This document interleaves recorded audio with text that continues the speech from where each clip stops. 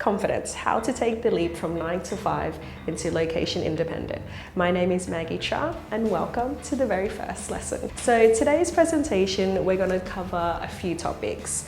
Confidence building into transitioning to the freelance life, starting a freelance business and steps to take while you're still in the 9 to 5. So a little bit of the transition and how you can get there. Finding your niche business and how to sustain it. Which is, the beginner's guide to how to find your company and what's going to set you above the rest. Freelance business plan, which is kind of similar to a normal business plan, but a little bit more loose, just to ease you into it and not push you through and get you all the pressures of building a proper business plan. And running to your fears. The biggest part of running a business is running to your fears, I'll be honest. And we're going to talk a little bit about that today. And managing reality versus expectations. This, I have learned, is just one of the biggest things that you will learn. The more you manage your reality and what you expect from your company, the more you'll be satisfied with how to achieve your goals, the more you'll be able to accept what you're doing and also to appreciate what you're doing as well. So to be grateful for those experiences, which will push you up and above running a proper business. It takes time and it does take confidence. So this is how I got to where I am, and hopefully these skills will teach you how to get to where you want to be. So why confidence in business? Individuals who appeared more confident achieved a higher social status than their peers. So just from the power of being confident, you're able to build a network around you and have people believe in what you're doing. And that's super important to do, especially when you're running your own business. It's no easy feat. So that's why I wanted to start with building your confidence and things that you can do to have a better business. So how do you achieve it? Confidence isn't by accident. You really have to work on it. And I don't mean confidence in a sense that you always have to talk about yourself or proving yourself to other people. It's not that. Confidence is simply being able to look people in the eye and tell them, hey, this is what I'm doing. This is what I can do for you.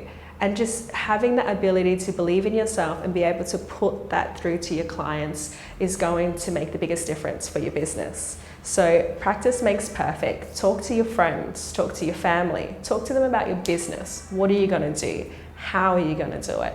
And the more you talk about it, the easier it's going to become. And making that transition from 9 to 5 is definitely going to make that easier too, because if you believe it, everyone else will. So challenge your inner critic. This is where our confidence is always up and down because we're always so hard on ourselves. And I do know this with my own company as well. I'm really hard on myself. I feel like I'm not doing enough and that I need to do more. And you need to stop that. What you're doing is enough. Doing that first step of starting a business and transitioning out of that 9 to 5 is never easy. So once you get that out of your head, stop doing that. Things will be a lot easier for you. And training your mind to believe in yourself and others will follow, I promise you. So why do I talk about confidence? What's that got to do with running a business? It literally has everything to do with running a business. I meet a lot of clients all the time, and if I did not exude any confidence, then there's no way that they will believe in me. So think about every time you brought a product or you bought something of someone or you've received a really, really great service. What was it inside of them and what was that process, that thinking point in your life to be like, okay, yes, I want to work with this person. If you all think of all those times, you would realize it's the confidence, it's the ability that they provided as well. And that really, really makes the biggest difference. I also think there's a lot of mental things that you have to think about when running a business, and being true to yourself is also another aspect that will set your business above other people. So don't wait for external validation. Repeat after me. You are your own support system, and that's super important. You will need to be able to talk to yourself constantly running a small business, and especially in a freelance life, because not a lot of people will be able to understand what you're going through. So get used to just validating yourself, telling yourself what you're doing is right, and taking the steps to do it is always a step further. You're always going to progress as long as you're looking forward. And practice daily until your mindset starts to change. So until you start believing it, then other people will. So just keep practicing, keep being mindful also of it, and you will do great. So starting freelance as a business. So you have to think about what would you like to do. There are so many jobs now that are completely online, whether it be like IT, editors, journalists, I mean, even simple things like building websites and things like that. But for me, I do PR. And you have to kind of practice and figure out what you can do, whether it can be feasible online or whether it cannot be. Sometimes people still love to do meetings. Okay, so if your job is to do meetings, can those meetings be on video? Can that be on Skype? Can you put them into webinars? How can you change that so that it can become something more virtual? Because now everybody is on Facebook, everybody's looking at their phones. We barely have time to meet anyone anymore. And that's what you have to figure out in your business and whether it's feasible to do any of those things. So talk about your new project to people and test it out. It's really trial and error. Whether it's a really good concept, and take criticism. If people are going to be like, I don't really like that, ask them why. Don't get angry about it, don't get frustrated, ask them why, and perhaps you can take on those points and turn your business into something that's more feasible. And start pitching yourself to small businesses, friends, families, businesses, and things like that. If it's applicable, then you should just give it a try. Would you work for free? Would you be able to do it just to build that portfolio? These are small things that you can transition into the 9 to 5, because once you build that portfolio, then people will be able to see that, and that's pretty amazing to see. So now I want to talk about the scary parts, transitioning from the 9 to 5 and things that you can do before you actually transition this. So I'm going to go a little bit with a case study about how I got there.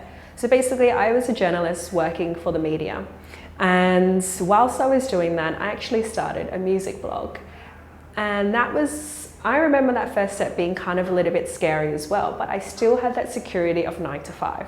So what I did was in the evenings, I would update my blog and I would do these interviews and talk to people. And then I'd wake up the next day, go to 9 to 5 and just do my normal job. And by doing this side gig, I like to call it, it gave me that little bit of a passion, you know, a little bit of self-confidence, to feel like, hey, maybe my passion might lead me to somewhere. It might not also. I, at the time, did not know that that was something I was going to get into eventually. But in many ways, I had built this portfolio of work, and I've also built that network. And that's something that you can do whilst you're in the 9 to 5 job. So what is your company? If it's about the media, is it journalism? Is it about music? So for me, it was about music. So I did my research. I got in contact with people. I was networking with people. And these are kind of the things that you can do whilst you're in the 9 to 5. I know it can be super tiring, obviously, because you're doing a full-time job. But I can tell you there's nothing more exciting than working towards a future that you want, you know, towards that freedom, which is what we all want. So you have to take these small steps, these little promotional things, and these small things also build your portfolio into something pretty special. So you could also do a bit more practical things once you start getting a bit more confident in thinking like, okay, yes, maybe I want to do this a little bit more seriously now. So make business plans. I'm going to talk a little bit more about that later, but I would recommend to do a really tiny business plan. Something as small as like, what would the company be? Okay, what is it going to be? And then the name of it. And that's it. It doesn't have to be anything too crazy, but just some small things to make you feel like, okay, I'm really going to do this. This is something I want, and I'm going to take those steps to do that. You can also do like projections, you know, what do you want out of this company? I do believe people who have small businesses or who do get into the freelance life really have a projection of what they want, you know, whether it's, okay, just to do the freelance job, is it just for financial freedom? Okay, that's why I want to do it. You really need to know why you're doing it, because if you don't know the reasons why, then you're never going to be able to fully sustain it and really push yourself into this new area, this new scary area, of course. But if you have these small ideas behind it, and if you are already thinking about it in the 9 to 5, don't push these ideas, you know, keep them inside, keep thinking about it, and that would help you on later on. when you obviously go into this full time or take that transition into freelance life?